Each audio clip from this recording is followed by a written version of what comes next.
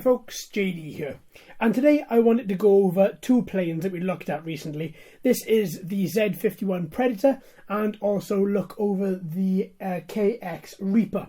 Now, which one is better? What did I think of both of them? Positives and negatives. So this first is the Z51 Predator, and it's quite a large plane indeed. Comes as a kit, got to assemble it. I decided to glue all mine down because I have to walk to the park and I want everything to be fixed properly.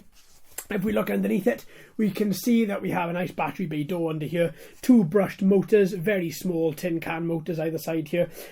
We have a couple of holes where you can fix your landing gear should you want to, one here, and there's also one a little bit further down as well. And the reason of having those in there is that if you are going to launch it by having a rolling start, that's where the second one goes, these two holes here.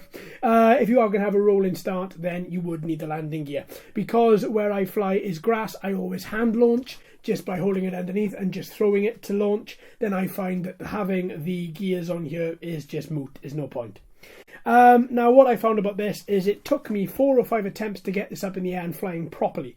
It's very nose heavy, and if you hold it you can feel that it really does want to come down on its nose quite heavily. What I would do about this is I had to really feather it and really work it on the transmitter. This did make me work for my money, and I enjoyed it. I enjoyed having something that was really, really fiddly to keep up in the air. It really took me back to my early days of flying planes where every single movement was so precise, and if you gave it too much of a movement, it would just swirl around the place and lose control. So I did appreciate that. But if you didn't want to have that, what you could do is you could just weight the back a little bit so that the weight was a little bit more even.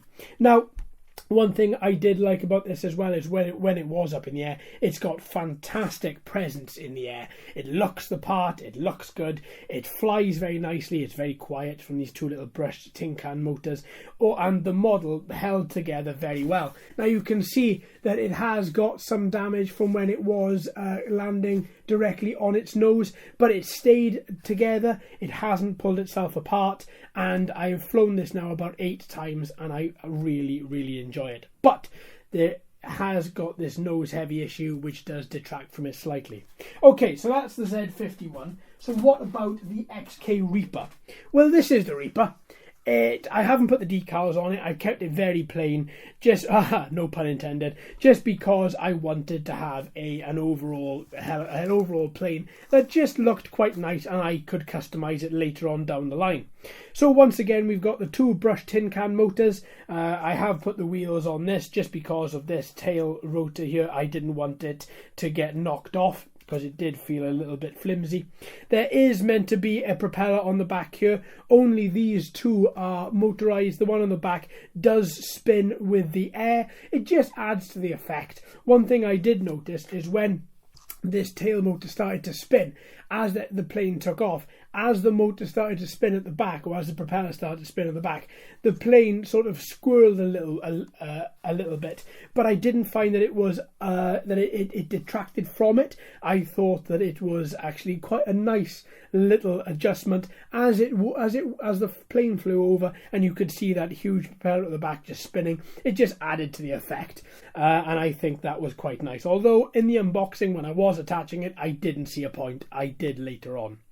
I have added the landing gear here, even though I was hand launching it, but even with the hard landings that this had, the landing gear stayed intact. I didn't find that to be any issue at all.